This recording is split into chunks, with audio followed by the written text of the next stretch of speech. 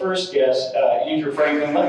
I don't really need his bio. Andrew is a friend of mine. I got to know the other guest speakers in here today over YouTube. You can get to know people over YouTube, and that's how I got to know our other speakers. But Andrew is a friend of mine, and Andrew did exactly that. I could go through his bio and kind of all of the different things that he's a part of, but what Andrew has done is surrounded himself time and time again with the right people, and he took massive action time and time again. I remember over the last 4.5 years, Andrew will be like, EXP, I think that's a good move. Jumps into it and is like killing it, right? He's like, hard money, I think that's a good move.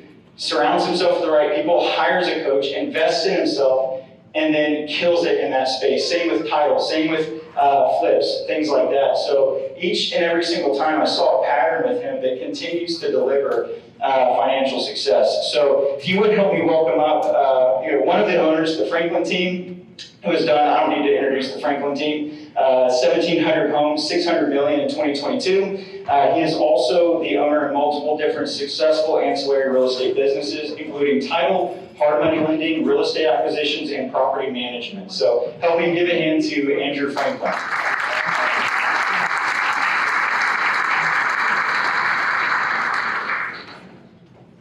All right. Hey, can we stand up for a second? Just get some energy in this room.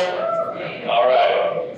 So I created my presentation at 8 p.m. last night, so it's going to be phenomenal.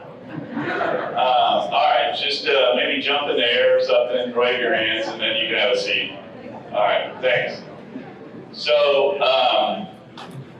I guess I'm officially the first speaker since Mattress Mac, so I just want to set some expectations. I probably am not going to make you cry today, but the goal of today is to get some value from all the speakers we have today. I am by far the least polished of the speakers we have, but the goal should be to take 1 or 2 or 3 nuggets. Don't try to take 8 pages of notes with any of these presentations. I go to these presentations all the time, and typically what I'm trying to do is get a couple nuggets and then take action. If you're going to take 3 pages of notes, you're going to get paralyzed and then you're not going to do anything. So I just came from Phoenix and was in a mastermind similar to this, and that mastermind was called Be Wealthy. And so I'm going to bring some of the stuff from that, and then just some general experience. So get rolling here. So I titled my presentation today, Get Free with Real Estate Investing. It's a reason why this is the first time I'm on stage and I don't have a sports coat. I've had 8 people tell me I look pretty casual today. Am I going golfing? No. Real estate investing is about having freedom, getting freedom for your life and having more opportunity. And so that's why I'm in shorts today. Okay, so, I gotta learn how to work this thing. Okay, so just a quick background. Like a lot of you in this room, I started in this world as a realtor. I had no real desire or knowledge to become a real estate investor. I was just someone that was going to take over my dad's business and help sellers and buyers sell their house or buy a house. And probably about 6 years into that journey, I started seeing other people that had a retail real estate sales team. They had a title company, they had all these other businesses, and what I noticed was they were more excited on the real estate investing side. And so I started to write big checks to be in rooms like this where people were doing stuff that I wanted to do. And so about 4 years ago is when I really started learning. That's probably one of my superpowers, is that I put myself in these rooms and I learn and I soak up and then I take action. And so I challenge all of you guys to do the same thing.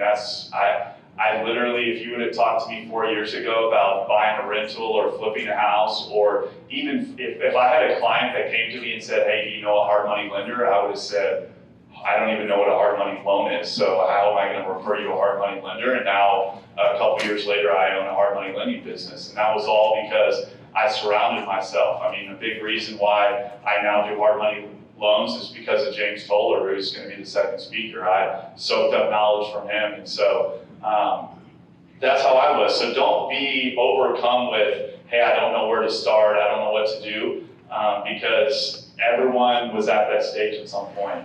So on the real estate investing side, we started, my dad and I and my stepmom started a hard money lending business about 3 years ago. Now we have $11 million of loans outstanding. After that, I saw a lot of what these investors were making. I was seeing closing statements where they would flip a house and make 90 grand, and I would say, well, I have to sell 9 houses to make that enough money, so I'm going to start a acquisitions business and start flipping houses. And that's what we did. Started Encore Acquisitions a couple years ago, and last year we bought 30 properties, wholesale some, kept some, flipped some, and I'm going to just talk about that experience today. All right, so this is sort of the flow of what I want to talk about today. I want to talk about different ways you can get into real estate investing.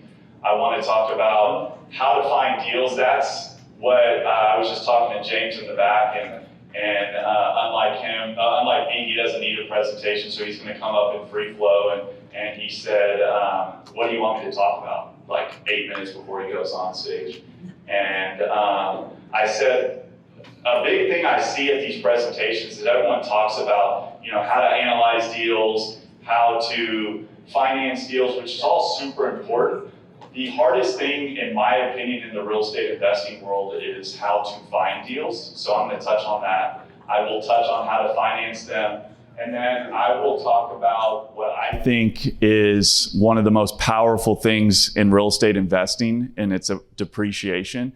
It's truly why I started Encore Acquisitions initially, was so I could get depreciation. So anyone that's in here that can be deemed a real estate professional, it's the ultimate cheat code to pay less taxes. So I'm going to touch on that. And then I'm going to challenge you to take some action. And then I'm going to give you some things you can walk away with that you can start learning this space at a higher level. Some good books, some good podcasts. How's that sound? All right, good. Let's get into it.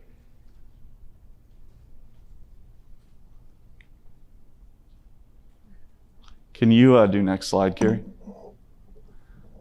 All right, so there are all sorts of options in this world, and this is just a couple of them. I think the important takeaway on this slide is you have to figure out why you want to do this first, why you want to start investing in properties.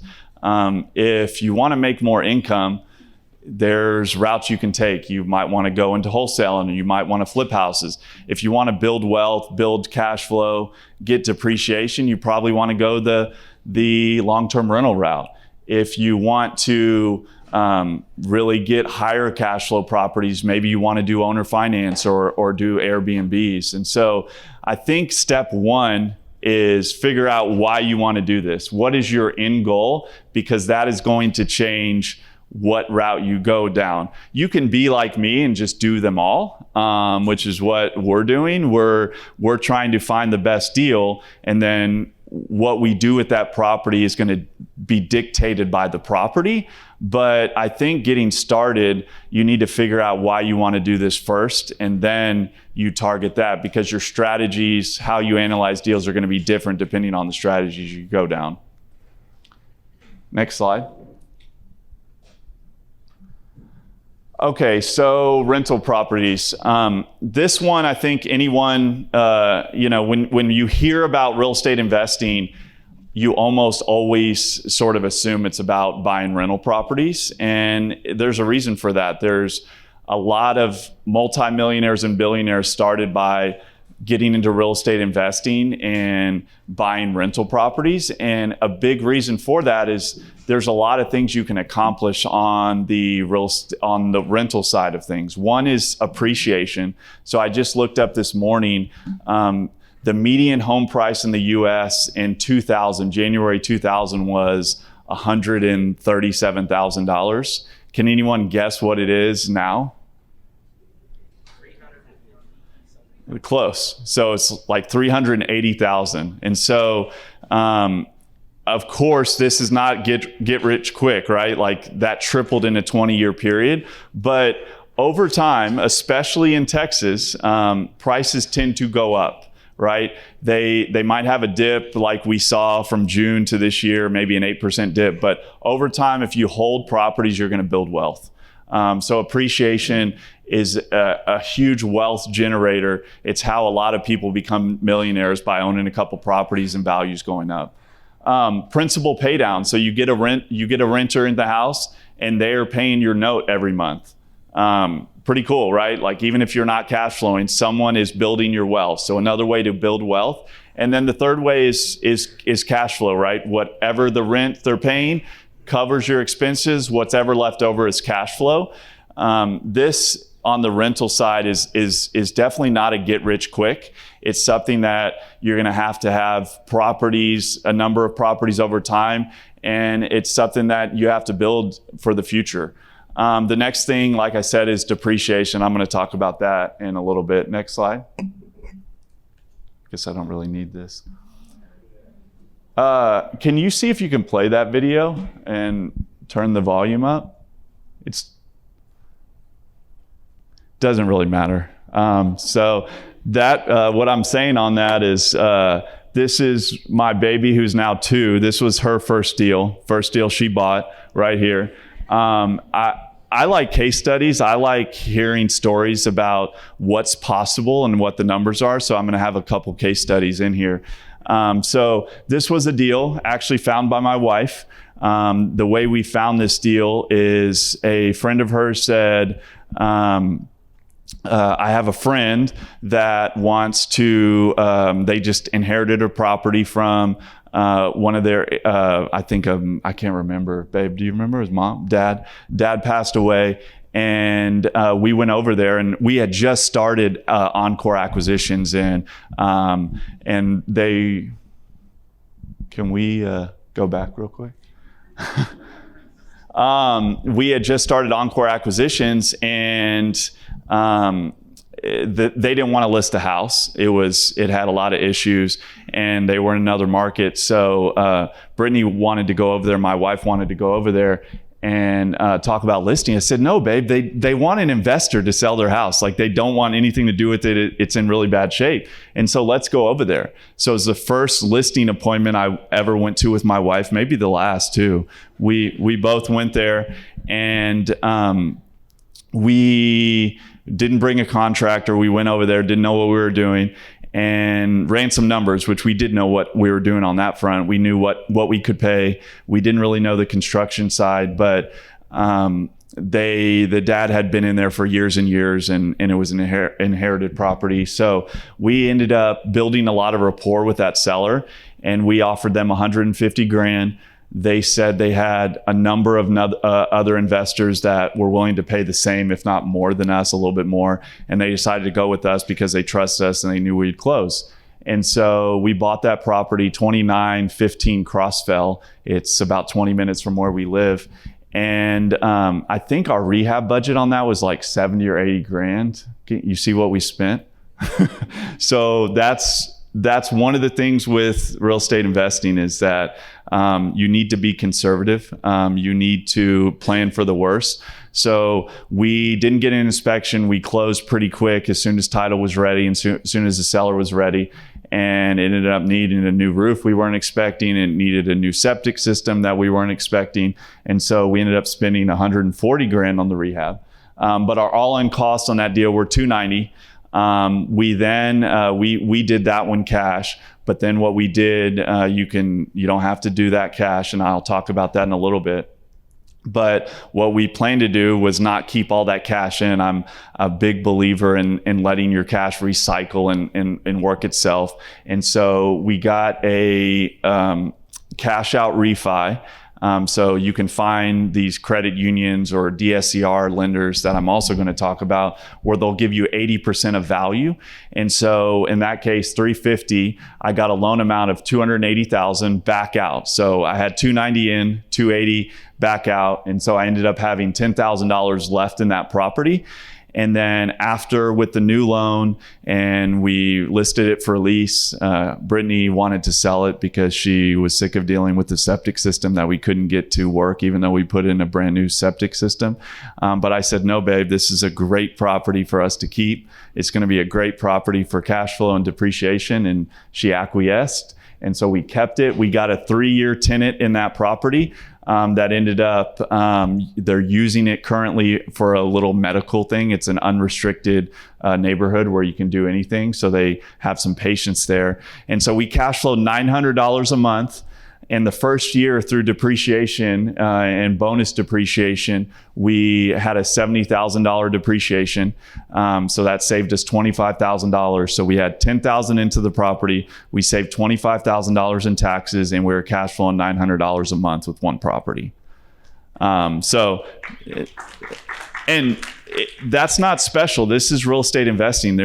These things are possible. We screwed up 8 times with that property. We didn't, evaluate the construction, but that thing is going to help us build wealth and it helped us save taxes. So that's what's possible. Can you do next slide, Carrie? Okay, so the next thing is wholesaling. Who in here knows anything about wholesaling or knows what wholesaling is? So I was at that Be Wealthy Mastermind, and they said they have investors throughout the whole country, and they said they now call it quick flipping because some states don't allow wholesaling, so they didn't want to get sued. So no one take a picture of this slide. It's very allowed in Texas, but in other states you cannot wholesale. And what wholesaling is you find a real estate investment property, you put it under contract, and then you either close on it and then immediately sell it to another investor called a double close, or you can even in Texas, you can assign the property. So if I had a deal under contract for $280 and Paul wanted to buy it as a rental for $300, I would assign him that contract for $300 and then I would make $20,000. So this is a really good way, in my opinion, to start getting your feet wet in the real estate investing world. This takes more hustle, more networking, and it doesn't take a lot of money. Yes, you can spend money to market, but for the most part, it doesn't take all that amount of money. And it's a good way to start doing, in my opinion, the hardest part of real estate investing is finding the deal. And this is, if you sort of evaluate what you want to do and you say, hey, I want to make income, this is a very good way to make income in the real estate investing space. So our business, we're wholesaling about 3 to 5 properties a month. We are currently not wanting to hold a lot of properties just because of the market and just our opinion on things. And so we have been wholesaling about 3 to 5 properties a month. Our average assignment fee is about $20,000 a deal. So the next thing is flipping. So it's a video of my first flip. We bought 2 properties from a wholesaler. We did not know there were bees in the property, and no bee was harmed in this exercise, by the way. We actually rehomed these bees to Austin at a bee farm, apparently. But so we bought, this was I just think this is a cool story because this one you won't clap for me after I finish. So we bought a couple properties from a wholesaler, and Eagle Point Lending did like 8 loans on. So this whole like little neighborhood in like the Oak Forest, Garden Oaks area, a builder didn't finish like 14 townhouses. A big wholesaler in the area brought the deals to us to try to look at them. We decided to buy 2, and there's the first 2 deals Encore Acquisitions did, and then Eagle Point Lending did the loan on like 7 or 8 of those. Luckily, those 7 or 8 got paid off, but we lost money on both of these deals. Not because of the bees, but again, because of the construction costs. We had budgeted a number and it ended up being a lot more. The permits were all jacked up. And so flipping, in my opinion, is harder than and riskier than buying rentals or wholesaling, but you also can get big checks flipping. So risk reward. With flipping, you really need to have a handle on 3 different things: finding the deal and analyzing the deal. So let's just call that 1. Financing the deal or having cash, and then having a relationship with contractors. So in my opinion, flipping has a lot more risk, but it has a lot more upside. And so I'm not going to get into all the details of that, but those 2 properties we bought, I think we ended up losing 15 grand each on them. So it wasn't great, but it wasn't a disaster. It was a good learning experience. And for me personally, those last 2 deals I bought from a wholesaler, not because I lost money, but what we realized in that situation was, why don't we market and find these deals ourselves so we can be direct to the seller, rather than dealing with the wholesaler where you're having to make a quick decision or you're going to lose the house to someone else. And it's a very good way. There's good wholesalers out there that are reputable, that their numbers make sense, but I just personally didn't like the speed we had to make a decision. And I think that speed is why we lost money on these deals. So owner finance, take a picture of this book. I actually just wrote a big check to Mitch Stephen to coach me, because I think this is one of the coolest books out there in the investor world. And he made a post. I wasn't even friends with him. I didn't know him. He made a post that said, hey, I take on a couple coaching clients a year. And I'm a big believer in surrounding myself with people that have done it before and done it at a high level. And I want a shortcut to growth. And the best way to shortcut to growth is copy someone else that's already done it.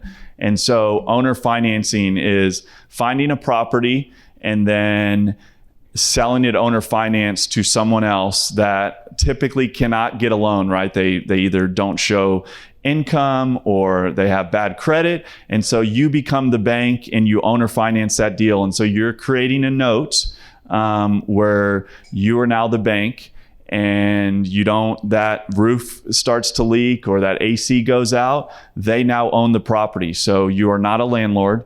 You can't capitalize on the depreciation, but you can have higher cash flows. It also creates a premium because these buyers can't find typical financing. Typically, the house is worth more when you sell it owner finance. So Mitch Stephen has something like 500 notes out there where he's doing it. That book does a phenomenal job talking about the pluses, the hurdles, how to find deals, how to evaluate deals. I love to read, but I always lose my focus. I read that book in like a day or 2, and it wasn't a short book, but it was that easy to read. So this is a big strategy our business is getting into this year, is owner finance.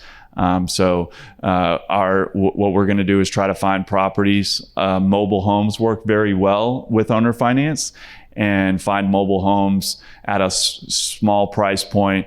We're going to buy them on a bank line. And then once we sell it owner finance, we're going to do, some of y'all might have seen my post where I asked, do any banks hypothecate? And everyone was like, what does that word mean? I didn't know what it meant a week ago either, but I made a post so I could sound smart. But not really. I made a post because what you can do is you can then go to a bank with that note and you can pull your money out, and the note is collateral. And so it's called hypothecation. And not a lot of banks do that, but they are out there. So our thought process is, we're going to buy a property for 60 grand. We're going to sell it for 90 or 100 grand because it's sold owner finance, and we're going to find something that's a good deal. And then we're going to be the bank. So we're going to have the note. And then so we can do this over and over again and don't have to raise a bunch of private capital, we're going to then use that note as collateral for the bank to take us out so we can go and do it and repeat. And the spread between what we're paying the bank and what we're getting from the new owner will create significant cash flow, better than a rental. So that's the sort of strategy on the owner finance side. Okay, so I think this is pretty powerful. This comes from Be Wealthy that I went to, and this was a big mindset shift I had when I got into real estate investing. I remember when I was a realtor at the very beginning, where I would see a house in disrepair, and what I usually would say to the client is, I don't want to deal with this, right? It's not good for showings. It's probably not going to be good on MLS. And so,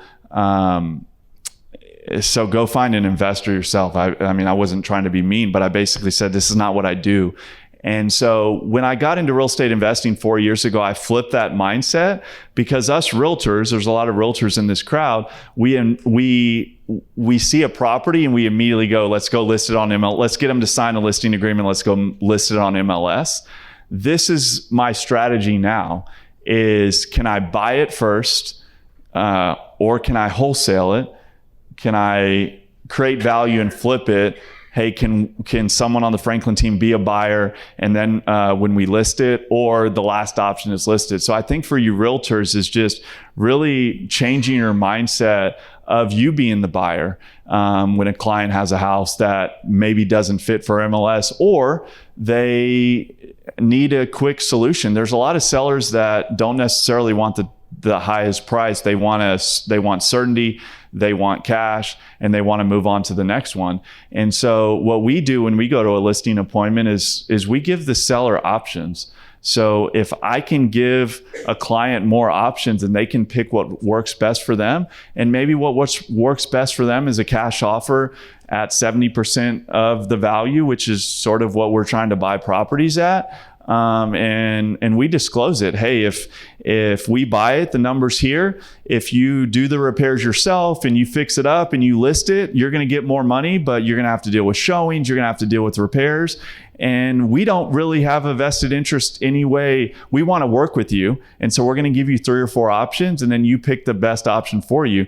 And if you start changing that mentality that you are now an investor and you're giving that option to your clients, you will now find deals that you otherwise were looking over. So you have to figure out what your deal hierarchy is and just sort of flip that mindset a little bit and get out of those realtor mindset.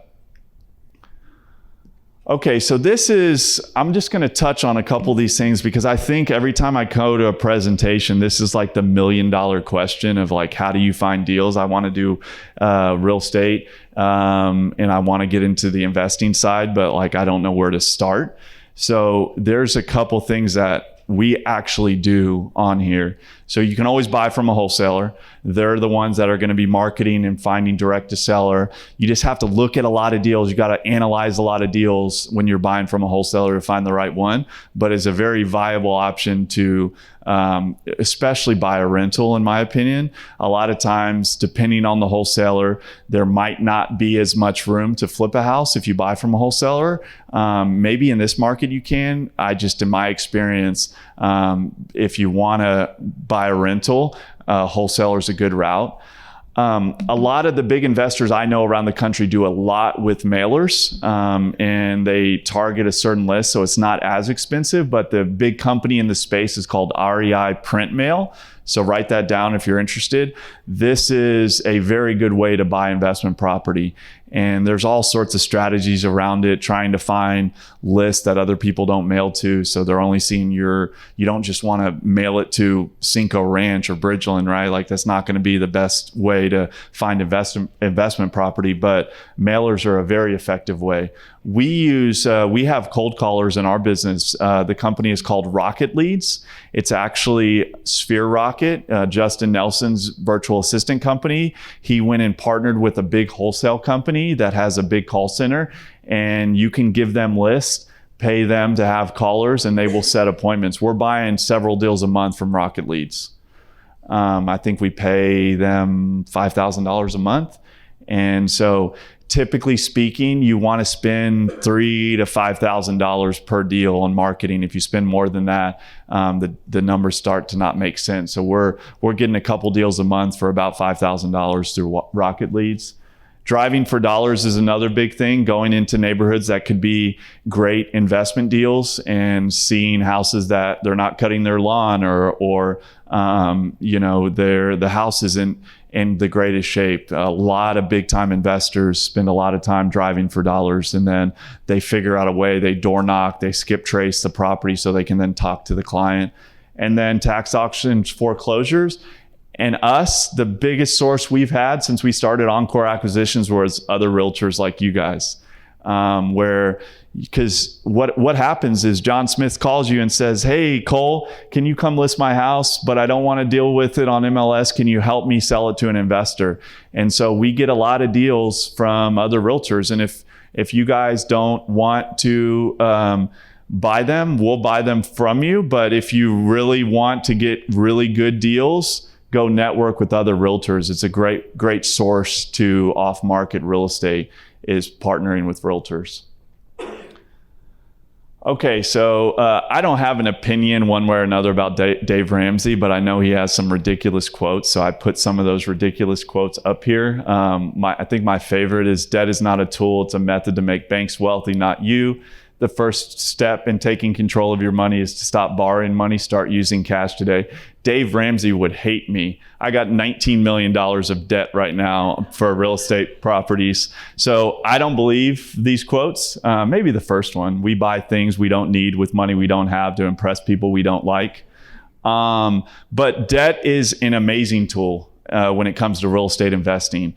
I used that first case study where I talked about we paid 150 cash and then we put 140 in. That's not realistic to do at scale, and that's not realistic for a lot of people, but I could have done that same thing with debt and it would have worked out pretty much the exact same. So I want to talk a little bit about that.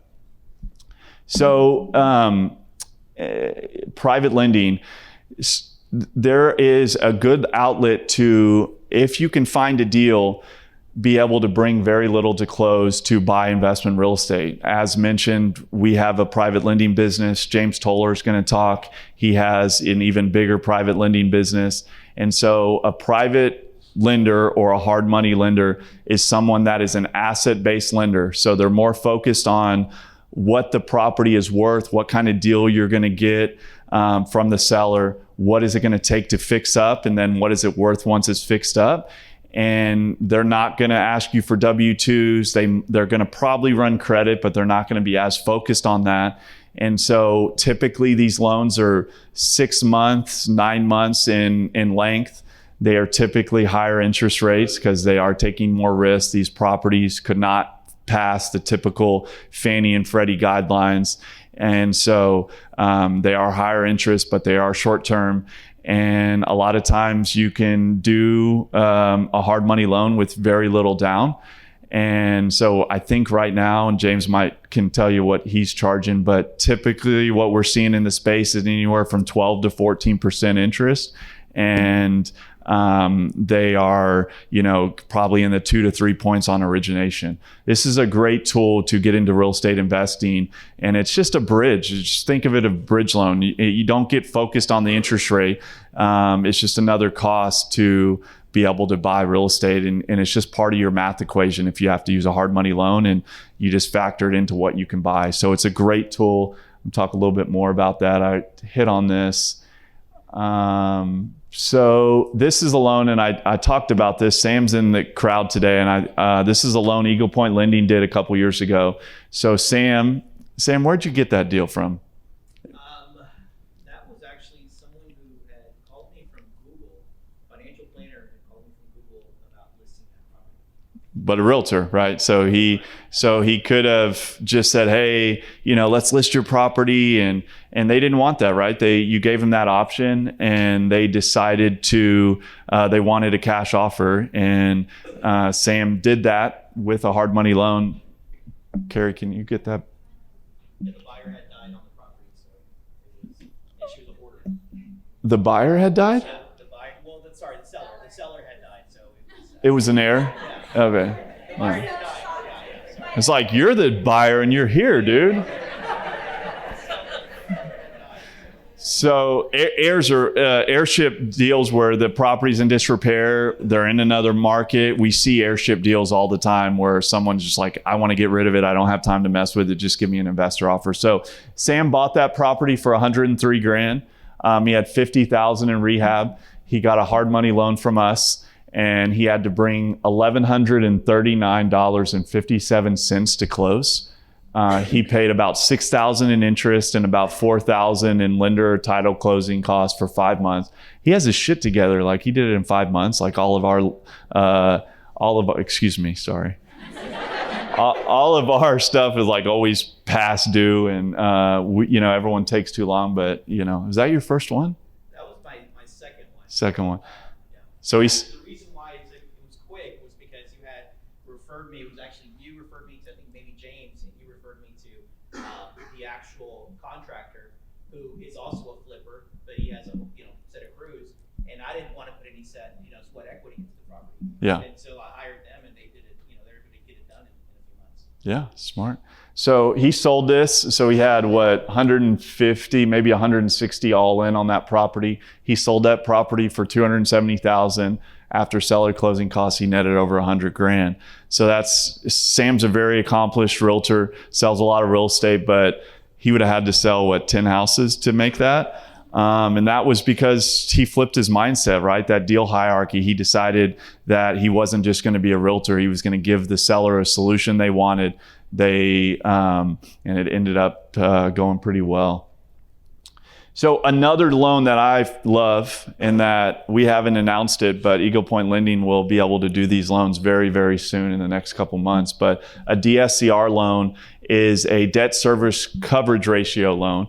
It's another loan that the lender is not super worried about the borrower per se.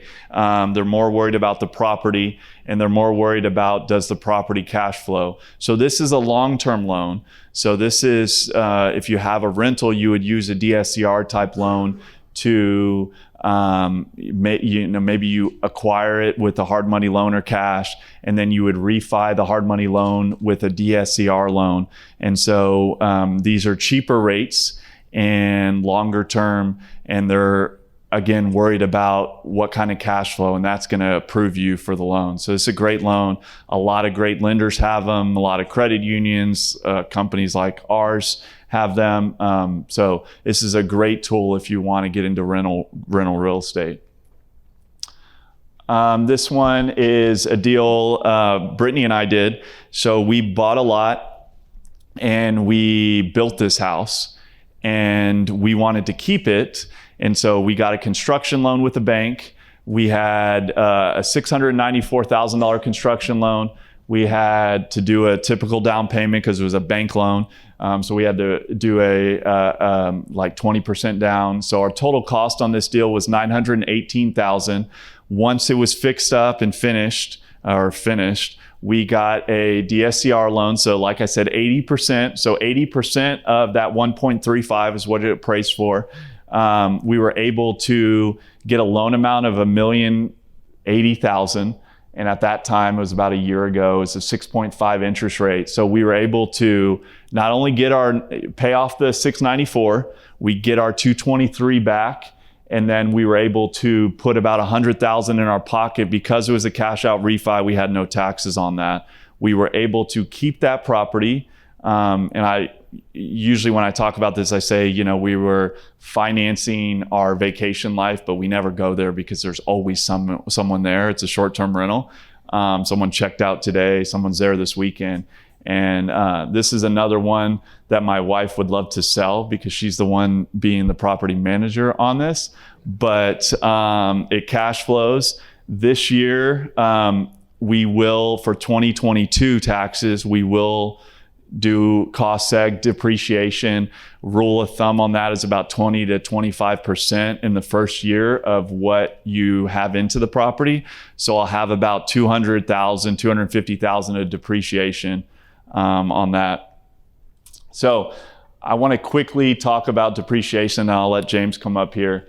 So for those of you that are deemed a real estate professional, you can depreciate a property. A typical straight line depreciation is over 27 and a half years. So you have a $270,000 property, you can take about $10,000 of depreciation. What cost segregation allows you to do if you're deemed a real estate professional is you can take a lot of that depreciation early. And so do y'all know who Liver King is? Is that his name? So I call this depreciation on steroids. And so what you can do is you basically force the depreciation up front, and it is a non-cash expense. That is why a lot of very wealthy real estate investors don't pay any taxes. So Google that, cost seg. I'm running out of time, but to me, this is the ultimate cheat code to not paying as much taxes as a real estate investor. It's why I got into real estate investing, is cost seg. Skip over this stuff. So the biggest first step and the takeaway is to start learning. If you feel overwhelmed by all these terms or you don't know where to start, just start pouring yourself into events and masterminds like this, into books, and you just have to get into it and do a deal, right? Find a mentor, have someone that's already walked in your shoes, and just start really diving in and start learning. And the more you learn, the more confident you're going to be. And so you just have to do it like anything else. These are some books and podcasts I would recommend. So take a screenshot of that if you guys are interested. If you read these books and listen to these podcasts, you would know 5 times more than I know. I don't know every single one of these, but someone I trust that is my mentor swears by these books. I've read a couple of them and I listen to a couple of these podcasts, but these are great stuff. All right, so this is why I got into real estate investing, so I can wear shorts on stage. So go out and take some action and get free, all right?